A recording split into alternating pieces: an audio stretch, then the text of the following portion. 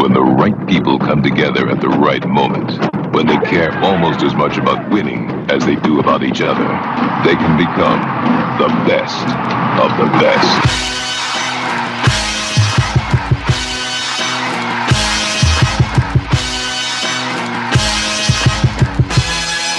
Welcome to the best soccer show.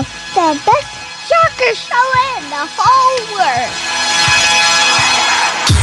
Here we go. Best soccer show, North American Soccer Network, NASN.TV. Jason Davis here with you ahead of USA South Korea from the StubHub Center in Carson, California. I am holding down the fort in studio. Jared Dubois is on site at the StubHub Center as we speak. He has spoken to several people attending the game. We'll have a little bit of pregame audio from the fans there, tailgating ahead of USA South Korea in just a couple of minutes. We also expect a phone call from Mr. Dubois momentarily to get his thoughts on what is an interesting U.S. lineup. We've got plenty to talk about. Our phone lines are open, 201-430-2378. If you have thoughts, let's run down this lineup now. We'll get Jared in here momentarily, but let's start with this lineup. I think a couple of surprises jump out, but we'll get to why they may be there in just a second. Your goalkeeper, Nick Raimondo, no surprise there. Michael Parkhurst on the left side of the defense. Matt Beasler and Omar Gonzalez in the middle as expected. Brad Evans on the right as expected. Mix Diskerud and Kyle Beckerman partnering in midfield, which is an interesting choice by Jurgen Klinsmann. Brad Davis on the left, Landon Donovan in the center of that attacking trio, Graham Zusi on the right, and then Chris Wondolowski up top by himself. This is the 4-2-3-1 we have come to expect from Jurgen Klinsmann. The only surprises, perhaps, Mix Diskerud again in midfield, a little interesting, but he certainly deserves a shot. A little deeper than he's used to playing. We expect him to be ahead of Michael Bradley, of course. I'm sorry, Michael Bradley. Ahead of Kyle Beckerman, of course, as the game plays out. Brad Davis, no issues there. He deserves a shot to make his case for the World Cup. He certainly brings a clear left-sided player to the mix for the U.S. Landon Donovan in the middle. Chris Wondolowski up top. Now, this is where some people were surprised Chris Wondolowski has yet to score against what many people would say is a legitimate footballing nation. I'll say it kindly. But it turns out that Eddie Johnson is out with an abdominal strain, will be available, but is obviously limited in not getting the start. And if you were thinking, well, why not Mike McGee? Give him his shot. Turns out Mike McGee has food poisoning. So the people's champion, which is what I'm going to be calling Mike McGee from now on, because he is clearly the number one choice that fans want to see get an opportunity. He is out at the moment, unavailable. That's really a bummer in a game when you're only really looking for those individual performances. You want to see the teamwork as a whole. Clearly, the system matters. Klinsmann is trying to institute something that can go across whatever player pool he pulls in for the national team. But it is disappointing not to see Mike McGee get his shot today against South Korea when he finally gets called into a national team camp after being such an impact performer in MLS over the last couple of years. Clearly, his MVP year set the stage for this. Let me get to some tweets here. We did get some reaction from you guys on Twitter. Go ahead and hit us up at Best Soccer Show. Again, phone lines open, 201-430-2378. If you get in now, you can get ahead of Jared Dubois, who I expect to be calling momentarily. Thoughts on this lineup from people on Twitter?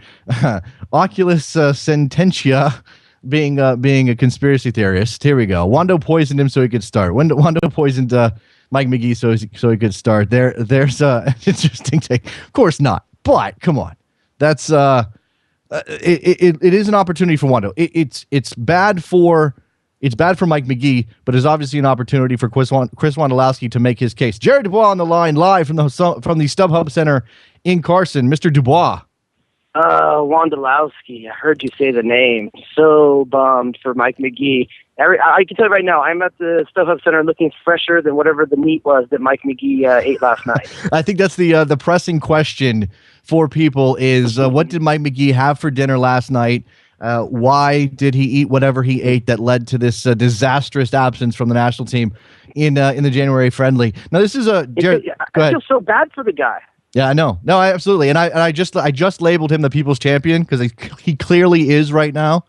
It's frustrating when that guy finally gets his shot and is obviously taken out by a stomach. And we've all had food poisoning. There's absolutely no way to play through something like that. Yeah, I mean, so the bigger question is it too late now in the cycle with only the send-off series pretty much to come? Is it too late for Mike McGee to make a move? Was this his last shot, or is Klinsmann going to give him some kind of leniency and say, hey, something you couldn't control this, we still want to take a look at you? I'm not sure. I think the time for looks might be gone after this game. Klinsmann has said he's done experimenting. Clearly, that's not absolutely 100% true. If the circumstances provide it, Mike McGee may get another shot. Remember, there's only one FIFA date between now and the World Cup, Jared. So that means Josie Altidore only available for that one FIFA date. That means Aaron Johansson only available for that one FIFA date. Mike McGee could still get his shot. He can get a shot, but, I mean, Jurgen Klinsmann's got a lot to figure out at that point. I mean, and you also got to think with the game against Ukraine, that's going to be probably a pretty heavy Euro-based squad. So we'll see if Mike McGee's shot is behind him. I'm just kind of bummed for it. But given the lineup tonight, I think this is Jurgen Klinsmann actually going safer than a lot of us thought. I think the choice of Wondolowski up front is basically to employ the exact same system he could play with Josie Altidore. Well, we wouldn't. I think it's a lone striker up top, and he's going to see what he can do with the 4-5-1. Well, even before we knew that Mike McGee had food poisoning, my reasoning, my analysis of why it was Wondolowski over McGee if Eddie Johnson is injured was that it was about having a target up there in some form. Wondolowski clearly a much better target than Mike McGee. Yeah, I think one of the things a lot of people want to see as well is if you're going to have a big target that's decent in the air, that might be one of the reasons why you're trying to employ Brad Davis. I mean, everyone knows that U.S. has been looking for an answer on the left side for quite some time. Maybe, I know I'm the guy that's going to be like, Brad Davis had his shot. I don't understand 90 minutes of Brad Davis on the left. This seems, we just talked about with Mike McGee, is it the last chance for certain guys to make a statement? He's giving Chris Wondolowski and Brad Davis every opportunity to get one last time to show us what they can do, and if it's different than what we already assume about them. Let me drop deeper into midfield very quickly, and actually I can touch on Landon Donovan because he's another option to push out to the left. Not a left-footed player necessarily, but definitely a two-footed player who can play out there. You said that Klinsmann is playing this safe, but he is putting mixed Diskerud with Kyle Beckerman when we thought it might be Dax McCarty. Yeah, but that's a pairing that you've seen before, though. Is it the most? If you're talking about safe in terms of holding the ball in defense, yeah, it's not as safe of controlling the midfield as it might be with Dax McCarty, but it's still safe in that we've seen that combination before. Okay, especially through the Gold Cup. Yes, but that's a little bit more creativity in that two in front of the defensive line than you would normally see out of certainly Michael Bradley and Jermaine Jones. Both of them have ability to get forward, but neither one of them has the vision of mixed Diskerud. Yeah, so basically, it looks like, if I'm understanding this correctly, it looks like they'll play Landon Donovan at the top of that 5-man midfield. It's a spot that's been kind of reserved for Clint Dempsey. So it's still, I'm not sure quite yet. Is Landon Donovan just a utility guy, or is Jurgen Klinsmann yet found the best place to play Landon Donovan? Without Clint Dempsey, it's Dempsey or Donovan. You can interchange them pretty freely. When it comes down to it, everyone's available. I still don't know what's Landon Donovan's preferred position for Jurgen Klinsmann. The some of the narrative that's come out of this camp, I mean, the last couple of days has sort of been, is it Donovan versus Zusi for that spot on the right side? There's been some pushback that's not necessarily the case, and clearly, if Klinsmann is going to put them both on the field today, he might not necessarily see them as interchangeable or fighting for the same spot, and that may come shocking as it sounds. That may come to the detriment of Landon Donovan when it comes to a starting spot. So you're saying there's a possibility that Landon Donovan doesn't have a starting spot in the 11 when full choice is available? I'm saying that's possible, yes. I think as long as Brad Davis doesn't make a huge move or anything like that, Landon Donovan's role, I think it's going to be on the left side of midfield. Fabian Johnson could definitely have that spot. A lot of it really hinges on whether or not they can find a better left back option, and that's part of the experiment going on here today with Michael Parkhurst to see if maybe he can be one of the guys who can shore up the left backs, because as long as that's a question mark, the Fabian Johnson move into midfield is a question mark as well, which is a chain of events all the way up the field, ending with Landon Donovan. Yeah, let's go to the positioning. Let's go to the phones, Jared. 301, you're on the air. Hey, Jason. Hey, guys. This is Matt from Maryland. What's up, Matt? I'm a long-time, second-time. I'm pretty happy with what Klinsman's done over the last few years, but I haven't really heard a lot about this. Jason, I know you touched on it, but I'm really worried about outside backs. I don't trust Brad Davis against like Ronaldo, and I don't know if everybody's saying, yeah, Cherundolo is coming back. Matt. All right, you said Davis. I'm assuming you meant Evans, but go ahead. Evans, yes. Yeah, absolutely. Brad Evans. And even on the left, I like Fabian Johnson, but we have no depth there. And then he doesn't want to get a run at someone like Chris Clute on the left. Yeah. You know what? Clearly, Matt and Jared, I'll let you get in on this in a second. Clearly, Jurgen Klinsmann values intelligence, awareness, and experience over perhaps the natural abilities of Chris Clute, DeAndre Yedlin, guys like that. There is an argument that says Brad Evans is a safer pick than any of those other guys for a lot of reasons, not just because he's been playing there, but because he knows the system now. He's been in it. And it might be, as Jared said, maybe it's too late for Mike McGee. It's probably too late to be integrating a fullback who does not know how to work within that system.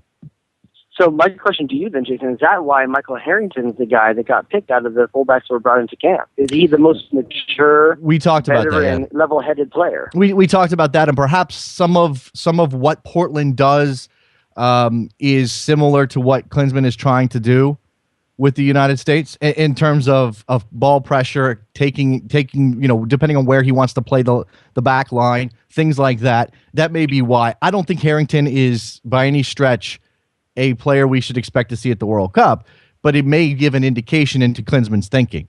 But the left side, in this case, Parkhurst, I think all bets are off when it comes to the left side. I would handicap Evans as the favorite, which again might not make everybody comfortable, but seems like the best bet. On the left side, Jared, over DeMarcus Beasley, then. No, I'm talking about. Okay, I said I would handicap Evans as the favorite on the right side, no matter what. Okay. I would say that the left side is definitely more open. I mean, that's not surprising. Left side has always been a problem. Yeah, I completely agree with that. Go ahead. I didn't know if the caller wanted in on that or not. No, he dropped I agree off. with you. I think the left side, it all comes down to whether you believe in DeMarcus Beasley or not. I think that the fullbacks called into the camp weren't all right-sided. There were some left-sided fullbacks as well. So, and obviously you're seeing Michael Parkhurst as an option there. So it lends credence to the fact that Jurgen Klinsmann may not be completely sold on either of his tandems at fullback. But I am going to get off right now. I'm getting a terrible echo on my phone. Okay. So I'm going to let you get to the callers and get to the audio. I got you. And I'll talk to you hopefully after the game. All right, man. Enjoy the game, and we'll check in with you a little bit later. Jared Dubois live at the StubHub Center. I'm still working on affecting that. Thanks a lot for your time, man. All right, bye, Jared. All right, man. Jared Dubois leaving us. He's out there live at the StubHub Center getting audio for us. We got a couple of sort of man on the street Jared Dubois interviews we'll get to in just a second. 240, you're on the air. Hey, Jason. I was just listening to you guys talk about fullbacks for a while. You guys you don't think Jeff Cameron's going to eventually take over Evans's spot there? I think that everybody wants to make that logical leap. Look, he's playing there at Stoke and he's doing well, and he looks comfortable there in the Premier League, and it's obviously a very competitive league, one of the best. Why wouldn't he be the obvious choice? I'm just not ready to make that leap on behalf of Klinsmann. I would put him there. I would start him there in the World Cup, but I'm not Jurgen Klinsmann, and Jurgen Klinsmann is an odd duck. Have you watched him play at Stoke at all? Did you watch him today? I did watch him today. Yes. I mean, he had that really long driving run where he just very confidently put the ball out of the back through the midfield to the front, against Man United. Mm-hmm. I think he has a lot more authority. The guy is a fantastic. Yeah, the guy's a fantastic all around player. I mean, he may not do any one thing spectacularly, but he does a lot of things very well. And that's the kind of guy I want at fullback. Now, again, if Klinsmann is comfortable with Jeff Cameron playing in that position in his system with his guys next to Omar Gonzalez and blah, blah, blah, then maybe we see him at the World Cup. And there's nothing that says Jurgen Klinsmann may not play around and start a couple of guys, depending on the situation, once we get to Brazil. Just because right now it looks like Brad Evans' spot to lose doesn't mean that when it comes up against Ronaldo in Portugal in that second game, depending on what happens against Ghana, he may not start Jeff Cameron instead. Mm-hmm. Is that the, by the I've way? already Go ahead. Oh, sorry. No. I was going to say, I think I've already mostly accepted on the left that we're going to start a fullback at left wing and a winger at left back. I'm kind of torn on that as well. I mean, again, there's still a little bit of time, and you wouldn't think a lot of tweaks are coming. But if Fabian Johnson is not going to play fullback, then you're probably going to end up being right. I mean, I understand why Klinsmann chooses that. I mean, from what I've seen of the national team lately, it seems like Johnson has the most influence of like the people that we put on the left wing. Like he has like a very good control of the game, and he like actually does stuff. Yeah, look, I think for the purposes of that thought exercise of who plays fullback and who plays ahead of them in the lineup, it's important to sort of think about those roles as somewhat interchangeable, right? So if Jurgen Klinsmann is starting DeMarcus Beasley, he doesn't want DeMarcus Beasley to just sit back and play as a defensive player the entire game. He wants him to push forward. He wants him to be a threat in the attack. He wants him to get wide and play the wing. In that situation, you're often going to end up with your left-sided midfielder dropping back to cover that space. And in that case, Fabian Johnson is a guy you wouldn't mind having there. Correct? Yeah. All right. Yeah. I'm still recovering from the Confederation stuff. All right, man. Thanks for the call. I appreciate it. Yeah. All right. Phone lines are still open, 201-430-2378. I'll take your calls. Let's get to a little bit of what the audio Jared has collected at the Home Depot. Sorry, did it again. StubHub Center. I'm glad they're not a sponsor of the show, although they should be. The StubHub Center out in Carson. Here's a couple of. Let's go with this one first. And your name and where you're from? My name's Dale Hodek. I'm originally born and raised in Arizona, but I'm on assignment in New York right now for the last year, so I'm kind of split. CIA or FBI? Both, actually. It's kind of an interesting story, but we can talk about that next time. And who do you see to be your breakout player this tournament, and why? I really want Michael Parkhurst, and he was a late call-in, but I think based on what he's done previously, he got a call-up. We saw him, actually, my friend and I were in Slovenia and saw him play, and I'd really like to see him come through. And better movie, Grease or Pitch Perfect? Pitch Perfect, unfortunately. You're the first one today. I can't help it, but I'm kind of biased myself. I think. Yeah. I think I'm like. There's a story Anna behind Kendrick. that. I think it's Anna Kendrick for me. But, yeah, that's the story. There's something there. Thanks for your time, man. Absolutely. We may have to talk about this Anna Kendrick fascination that has bubbled up. I'm not against Anna Kendrick, but it just seems that. All right, this is not soccer. Jared Dubois at the StubHub Center. That guy, I think he said his name was Dale. That guy's in all of the Hex videos from Kick TV. I think he goes everywhere. Whatever his job is, I want his job because he goes everywhere with the U.S. national team. So, Jared, as I said, Jared out there getting a little flavor on site at the USA South Korea game. We've got roughly 12 minutes until the broadcast on ESPN2 kicks off. We usually take you right up to kickoff. We'll continue to do that. Phone lines are still open, 201-430-2378. Definitely thoughts on this lineup. And really, I think for us, and again, we always have to try to put these friendlies in the proper context. It's difficult, and we put too much into the result when the game is over. But at the front end of the game, as we get ready for kickoff, what we should be thinking about is where are you focused on? Where's your area of concern specifically? Now, this is a roster, a domestically based roster, blah, blah, blah. We know this is not full strength, but you do have what everybody assumes is your center back pairing of the future in Brazil starting today. Are you more concerned about how Omar Gonzalez and Matt Beasler get along? Or are you more concerned about how those fullbacks get along? Michael Parkhurst on the left-hand side, Brad Evans again on the right side, playing out of position, but having been there for a while now. Are you more concerned about how Mick Stiskerud performs to potentially make his mark and become more of an influence in this team headed to Brazil? Are you most interested in Landon Donovan and how he influences the attack in the center of the field? Graham Zusi on the right. Certainly Brad Evans, if you're of the opinion Brad Evans has something to offer this team, are you watching for his performance? He's got that left foot. It can be devastating, and it's not something else anybody else in this pool can bring to the table. 219, you're on the air. Hey, it's Max from Chicago, and I was wondering if you thought Mike McGee should have started over Wondolowski, or do you think Wondolowski should start? If Mike McGee was healthy, I still, based on the system, I might still lean to Wondolowski. I mean, I think Mike McGee is the better goal scorer right now. Maybe that's unfair to Wondolowski. Wondolowski does something in this system that Mike McGee I don't think would be capable of doing, and Eddie Johnson would be the normal starter. With Mike McGee suffering food poisoning, we're not going to find out how he would do in this system. In fact, I didn't know that. Yeah, I'm sorry about that. I didn't know if you were aware. Mike McGee has food poisoning and is not available today. Oh, I was really looking forward to seeing him today. I think everybody was crushed by that news. The people's champion, Mike McGee. I'm going with that, man. Are you a Fire fan? Yeah. Yeah, I imagine it. Fire fans, Galaxy fans, and a lot of people who just are rooting for Mike McGee would like to see him get a shot. It's not going to happen today. Anything else? Anything else you're taking out of what you've seen so far of this lineup? I think it's interesting how far back this group's playing. Yeah, I'm intrigued by that myself. It seems Jared Dubois doesn't seem to be too surprised by that. I'm intrigued by it. I think it adds a new wrinkle, and I'll be very, very interested to see how far forward this group pushes.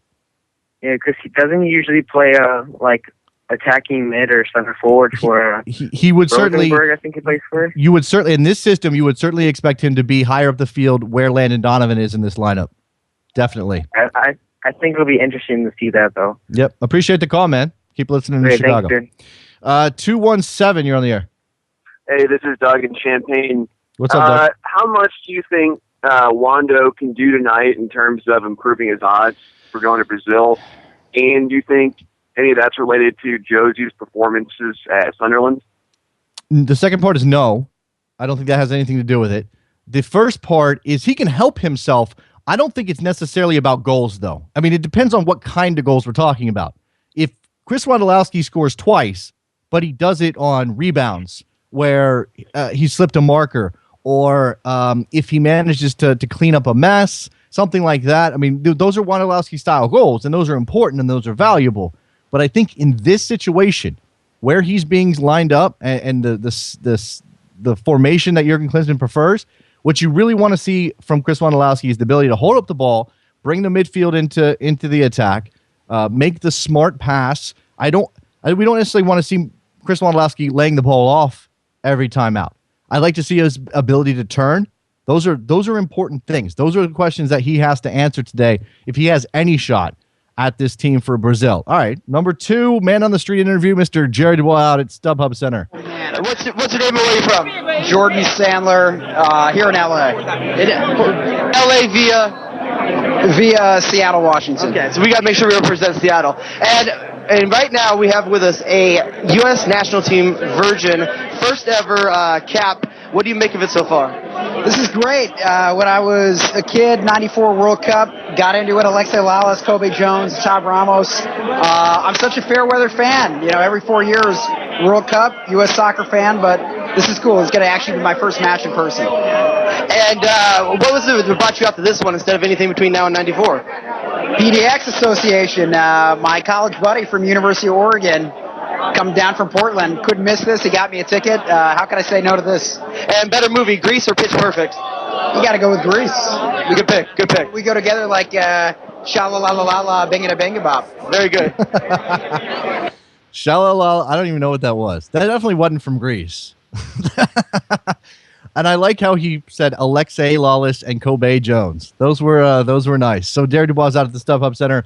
We'll have some post-game audio from him hopefully after the game. Remember, we're not just here now. We're here at halftime for your thoughts at halftime. We'll have the phone lines open then, and we'll be back after the game as well to wrap things up with a post-game show. January friendly, not normally a big deal. Guys like Sasha Kljestan have scored hat tricks in this game, and it hasn't meant a whole lot. In this particular case, this game means something more. The World Cup is mere months away. Guys are playing for their spots. There are very few spots available in my mind, whether Klinsmann wants to say it that way or not. Can a guy like Chris Wondolowski benefiting, I'm sure he wouldn't want it this way, but benefiting from Mike McGee's absence, benefiting from Eddie Johnson's absence, can he make a case?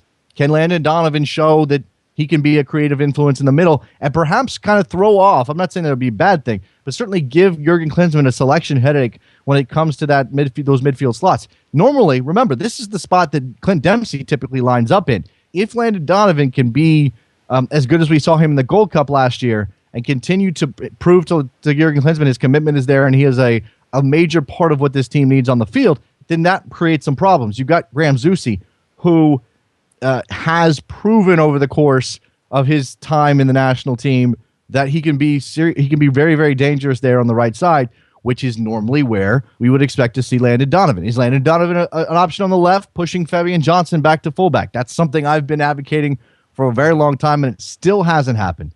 It may not happen at all.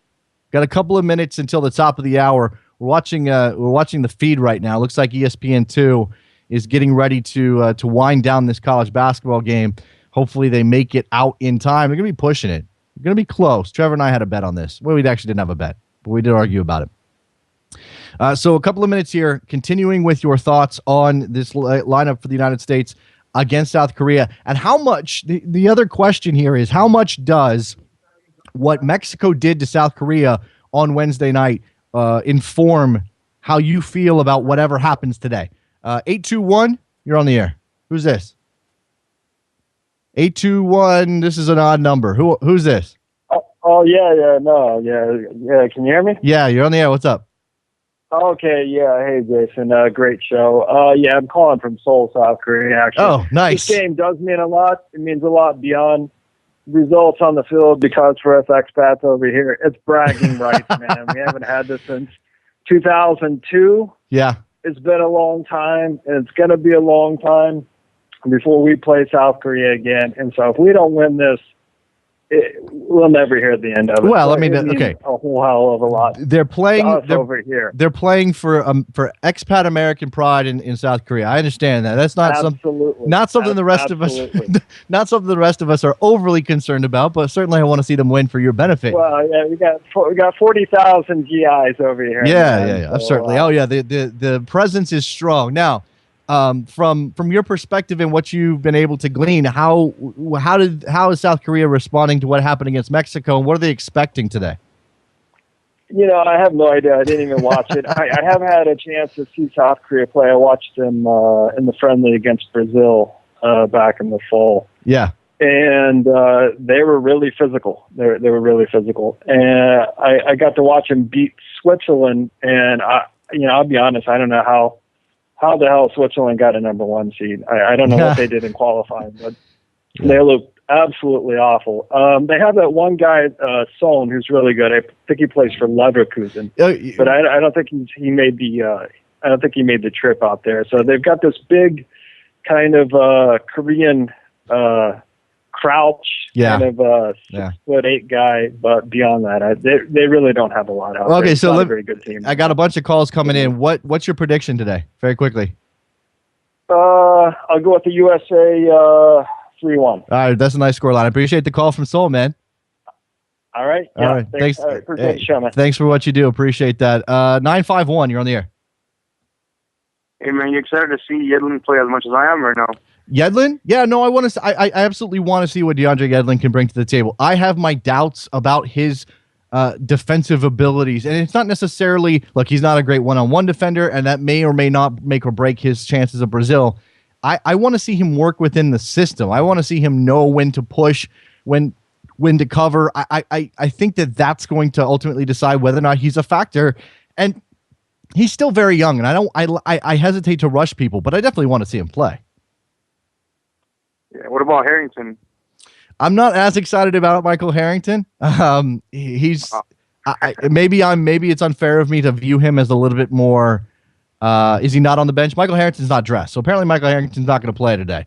I've just been informed that by the producer Trevor. I didn't actually see the bench, so no Michael Harrington. Appreciate the call, man. Thanks a lot. Moving quickly because we've only got a couple minutes here. 363, they're on the air. You're on the air, man. Yeah, what's hello? up? Yeah.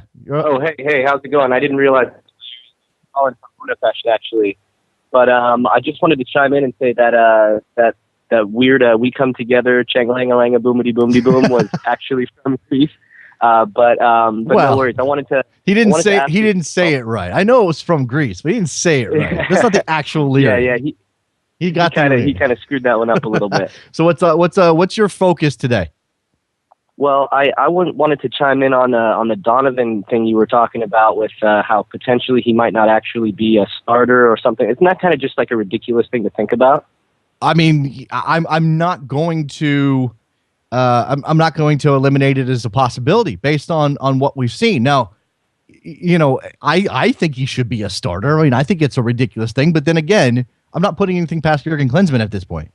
And that's true. He could certainly make an argument. Look, if he's going to play a 4-2-3-1 or 5-man midfield, Landon Donovan doesn't fit into.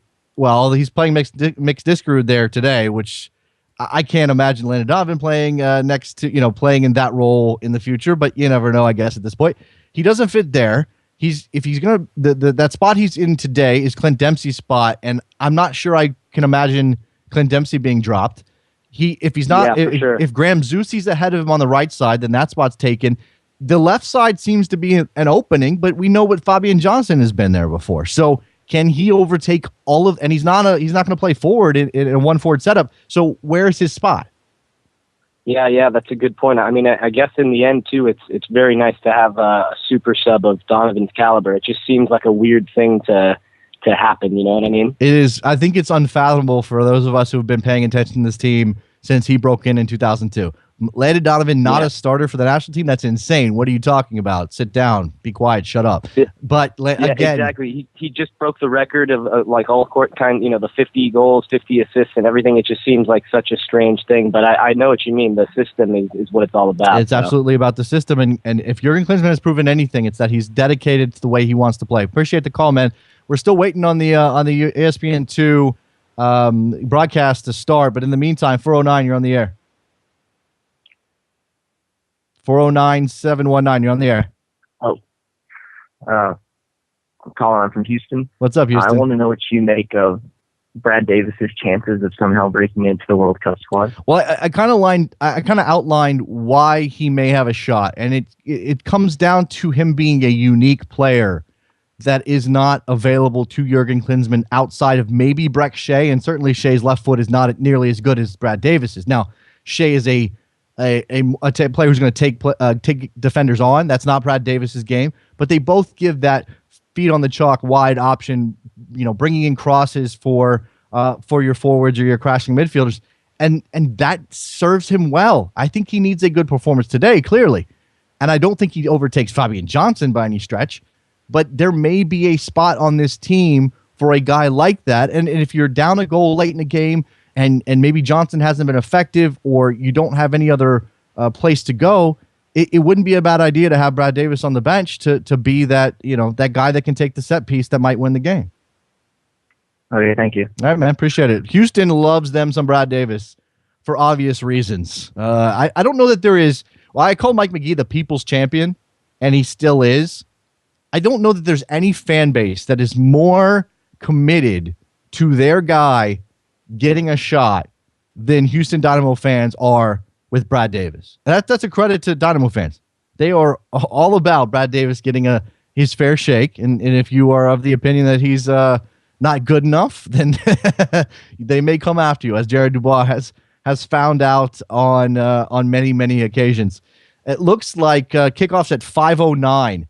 I'm seeing this on the crawl on ESPN. So we've got about 5 minutes until kickoff. This basketball game's got 1 minute and 30 seconds.